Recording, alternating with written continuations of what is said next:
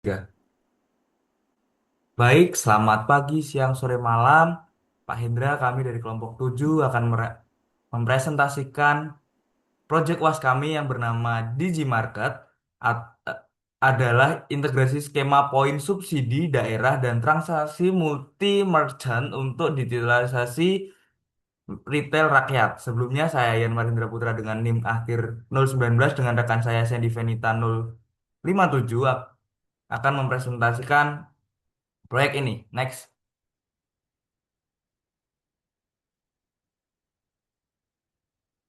Baik, latar belakang dari masalah ini adalah adanya penutupan gerai-gerai yang ada di Lombok, gerai minimarket atau Alfamart terutama dikarenakan anggota DPR menilai market modern ini membunuh eksistensi pasar tradisional dan juga pedagang kecil kehilangan mata pencariannya akibat tekanan kompetisi retail modern. Dan ini menyebabkan efek domino yaitu konsumen kehilangan akses berbelanja kebutuhan harian yang murah dan dekat.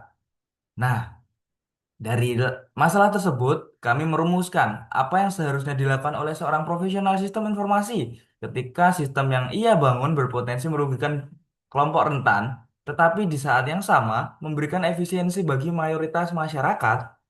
Nah, next. Nah, sebelum kita menjawab untuk rumusan masalah tersebut, kami mengidentifikasi stakeholder yang ada, yaitu pedagang pasar tradisional, yaitu pelaku usaha yang bergantung pada ekonomi pasar, lalu ada pemilik minimarket yang membawa sistem retail modern dan rantai pasok yang terintegrasi, lalu ada karyawan, warga lokal yang diserap sebagai tenaga kerja formal, konsumen atau kita semua yaitu pengguna akhir kebutuhan pokok sehari-hari, lalu ada pemerintah daerah dan DPR selaku regulator yang bertanggung jawab atas kesejahteraan warga. Next. Adapun posisi mereka pada kasus ini, yaitu pada pedagang pasar itu diuntungkan karena terbebas dari ancaman penurunan omset. Lalu pemilik minimarket pasti dirugikan karena kehilangan aset, pendapatan, dan investasi. Karyawan minimarket juga dirugikan karena akan mendapatkan PHK mendadak dan terputus sumber penghidupannya. Lalu konsumen juga dirugikan karena kehilangan akses belanja praktis dan terjangkau. Nah, pemerintah daerah ini posisinya dilematis karena dia memikirkan untuk melindungi rakyat kecil dan juga selalu menjaga iklim investasi yang ada pada minimarket tersebut. Next. Nah, lalu pada analisis etikanya dengan kerangka utilitarianisme dapat ditemukan bahwa 100 karyawan ter-PHK versus dengan 10 karyawan keluarga pedagang yang terselamatkan secara kuantitas tidak seimbang. Namun secara kualitas, kerentanan pedagang tanpa pendidikan formal kehilangan satu-satunya akses penghidupan secara permanen dan penderitaannya pasti lebih mendalam. Lalu penutupan total juga bukan solusi ideal karena konsumen dirugikan dan pasar tradisional kehilangan insentif untuk meningkatkan kualitasnya. Solusi secara utilitarian yaitu mengizinkan retail modern beroperasi dalam formal non-franchise berbasis kepemilikan lokal. Lalu juga bangun platform digital pasar tradisional dengan fitur feedback real time dan usability testing yang berkala. Lalu secara kerangka hak asasi, hak konsumen ini eh, pasar tradisional mampu memenuhi hak atas harga wajar. Kelemahannya hanya pada aksesibilitas jarak. Lalu solusi fitur layanan antar atau delivery dan CRM pasar menuntaskan hambatan jarak tersebut. Lalu hak atas pekerjaan, terutama pada karyawan minimarket, PHK massal mencederai hak pekerja itu sendiri. Namun, ex-karyawan dapat diserap kembali sebagai operator helpdesk, kasir terpusat, admin sistem, dan juga mitra logistik. Lalu ada hak digital yaitu atau anti diskriminasi dan ini tuh muncul ketika banyak lansia dan masyarakat yang belum memiliki smartphone. Nah, solusinya kami mendesain UI ini sesederhana mungkin. Lalu juga model transaksinya masih hybrid, bisa luring, luring dan tetap diakomodasi dan juga helpdesk secara onsite. Jadi mungkin eh, orang-orang lansia atau masyarakat yang belum memiliki smartphone atau tidak terbiasa menggunakan smartphone akan terbantu dengan adanya helpdesk secara onsite di situ. Lalu juga deontologikan itu ada satu prinsip pertama yaitu hukum universal, yaitu kebijakan matikan investor demi melindungi usaha yang tertinggal tidak bisa dijadikan hukum universal. Jika dijadikan standar, inovasi layanan publik akan mati dan melahirkan monopoli lokal terbaru. Lalu prinsip kedua adalah manusia sebagai tujuan, bukan alat. Mengorbankan karyawan minimarket demi stabilitas politik adalah pelanggaran etika. Pedagang dan luar kurir lokal tidak boleh diperlakukan sekedar sebagai sumber data. Lalu solusi etis libatkan mereka aktif dalam pengembangan sistem sejak awal dari identifikasi kebutuhan hingga jaminan keamanan siber. Next. Nah, selanjutnya adalah kerangka keadilan distribusi atau dari RAUS. Jadi pihak yang paling rentan adalah pedagang mikro karena kalah dalam mengakses data permodalan dan juga jangkauan pasar. Nah, Tiga pilar tiga pilar keadilan dalam sistem tersebut adalah algoritma adil, yaitu pencarian berdasarkan ketersediaan stok nyata, bukan kuota berbayar. Lapak bermasalah jadi early warning, bukan diabaikan. Lalu juga ada distribusi subsidi tepat sasaran, yaitu insentif atau promo ditargetkan ke pedagang yang paling prasejahtera dan tervalidasi, bukan sekedar yang paling sepi, karena yang paling sepi belum tentu prasejahtera. Lalu yang terakhir ada pemerataan akses data, yaitu hasil forecasting yang diterjemahkan jadi rekomendasi teks sederhana atau actionable insight, bukan dashboard grafik yang rumit. Next. Nah, dampak sistem informasi saat ini yaitu kita menjawab masalah inti, yaitu ketimpangan bukan soal fasilitas fisik, namun penguasaan data dan sistem informasi. Nah, keunggulan dari minimarket modern itu sendiri, mereka sudah punya sistem ERP, punya data terpusat, jadi mereka bisa mencatat jutaan transaksi secara real time, dan juga mereka bisa melakukan forecasting stok otomatis, market basket analisis, dan juga optimasi penempatan produk. Nah, Ad- maka dari itu dilihat dari pasar tradisional, mereka pasti punya blank spot itu sendiri, yaitu tidak ada database inventaris, manajemen stok masih bergantung pada insting pedagang, tidak ada CRM, tidak bisa membangun program loyalitas atau retensi pelanggan. Akibatnya pasti ada kerugian masif dari produk segar membusuk karena salah prediksi volume pembeli. Next. Nah, rekomendasi solusinya yaitu kami menjawab masalah etis pertama, yaitu asimetri data antara minimarket dan modern dan dengan pedagang tradisional. Lalu ada ketiadaan akses forecasting dan CRM pedagang kecil. Nah, maka dari itu ada fitur utama, yaitu manajemen inventaris digital sederhana untuk pedagang, forecasting permintaan berbagai riwayat penjualan, dan outputnya berupa rekomendasi teks langsung. Lalu ada fitur delivery dan CRM terintegrasi, algoritma pencarian berbasis stok nyata dan bukan biaya iklan.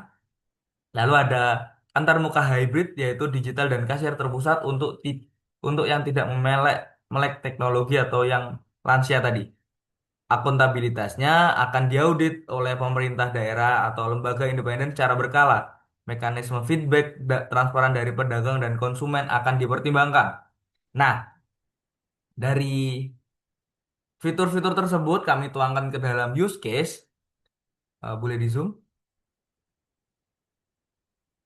yaitu ada aktor, empat, maaf. Yang pertama kurir lokal yang hanya mendapatkan modul pengiriman, proses pengiriman, lalu ada konsumen,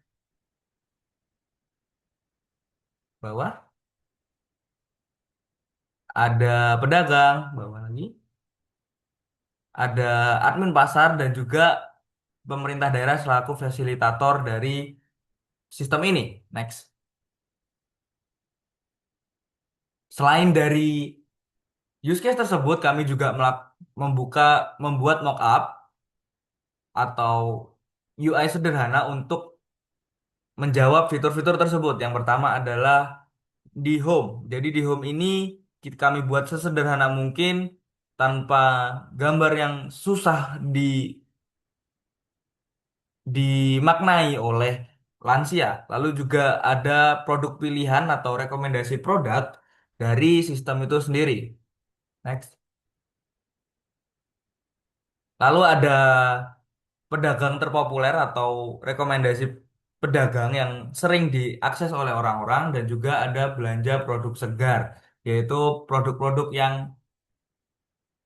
yang dihasilkan atau dairy itu bisa busuk pada hari itu juga. Next.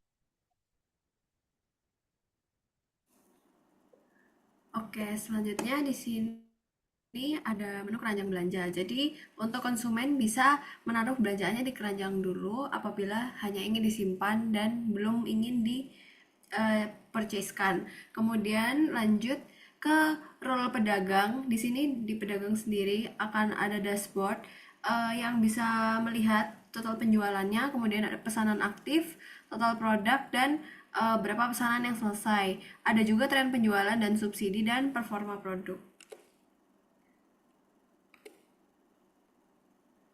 Oke, selanjutnya di sini ada menu inventaris, di mana nantinya akan ada daftar produk yang bisa dikelola stok dan harganya.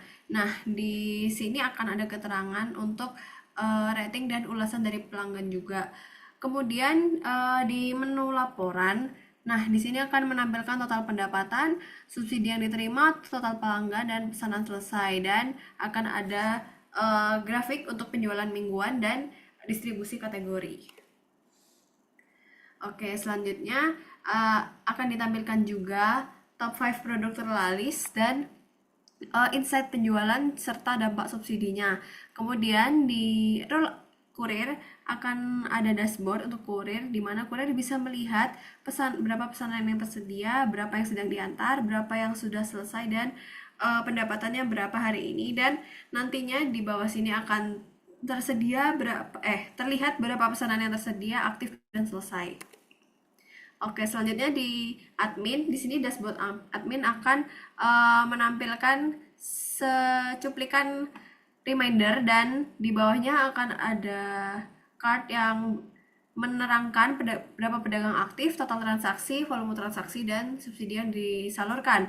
Kemudian akan ditampilkan juga di sini grafik pertumbuhan platform dan distribusi pedagang. Oke, selanjutnya di dashboard ini nanti akan ada progress bar dampak program subsidi, dan di bawahnya akan ada insight untuk pertumbuhan platform, aktivitas subsidi, dan area yang perlu diperhatikan. Kemudian di menu pedagang akan ada kelola pedagang untuk admin. Jadi di mana admin itu bisa melihat berapa pedagang aktif dan berapa yang menunggu validasi, kemudian total GMV. Kemudian admin juga bisa mencari pelanggan dan bisa mencari juga untuk tokonya yang sudah didetailkan untuk keterangannya dan total penjualan serta subsidinya. Kemudian ada juga menu kelola subsidi, dan nantinya akan ada cuplikan reminder juga untuk permohonan subsidi yang menunggu divalidasi, dan di bawahnya ada card yang menerangkan berapa yang menunggu validasi, kemudian disetujuinya sudah berapa rupiah dan tersalurkannya berapa rupiah. Dan di bawah kita bisa tahu untuk subsidi mana yang menunggu validasi, disetujui, tersalur, dan ditolak. Kemudian di menu audit selanjutnya, di menu ini sendiri akan ada 4 card di mana kita bisa melihat uptime, transaction success rate, average response time, dan active users. Nah, di bawahnya lagi akan ada sistem alert untuk notifikasi penting dan aktivitas sistem supaya admin bisa tahu apa yang perlu ia perhatikan. Oke, nextnya di admin juga ada grafik tren transaksi dan fraud detection. Lalu ada juga menu di mana admin bisa memilih subsidi, melihat subsidi, transaksi, dan pedagang. Kemudian ada juga insight untuk auditnya sendiri. Oke, lanjut ke kesimpulan. Jadi kesimpulannya di sini konflik minimarket versus pasar tradisional di Lombok Tengah membuktikan kalau ekspansi teknologi tanpa regulasi bisa menciptakan ketidakadilan struktural. Nah, penutupan paksa itu bukan solusi yang etis karena itu mengorbankan hak karyawan dan membatasi akses konsumen. Tapi membiarkan ekspansi tanpa batas juga nggak etis karena bisa mematikan usaha pedagang kecil secara permanen. Jadi solusinya kita mau mengembangkan platform digital tradisional yang menjembatani kesenjangan dan menciptakan ekosistem yang adil bagi semua pihak. Nah, jadi di sini akan ada syarat etis untuk profesi SI, di mana ini merupakan tanggung jawab fundamental profesional sistem informasi. Yang pertama ada kepatuhan regulasi dan perlindungan privasi bangun arsitektur keamanan yang solid, di mana data pedagang dan kurir lokal tidak boleh dieksploitasi secara komersial berdasarkan UU PDP dan UU ITE. Kemudian yang kedua, empati empiris dan desain inklusif. Jadi kita akan melakukan usability testing secara berkala di lapangan karena teknologi harus bisa diakses oleh semua tingkat literasi digital. Kemudian yang terakhir, keberlanjutan dan tata kelola atau sustainable governance, di mana tanggung jawab tidak berhenti saat deployment. Jadi kita akan merancang standar pemeliharaan, mungkin bisa didasarkan pada ITIL atau COVID, dan kita menyediakan ruang feedback dan audit berkala oleh lembaga independen. Oke, mungkin sekian presentasi dari kami kelompok 7. Bila ada kesalahan dalam presentasi kami mohon maaf. Izin kami akhiri. Selamat pagi, siang, sore, atau malam, Pak Hendra.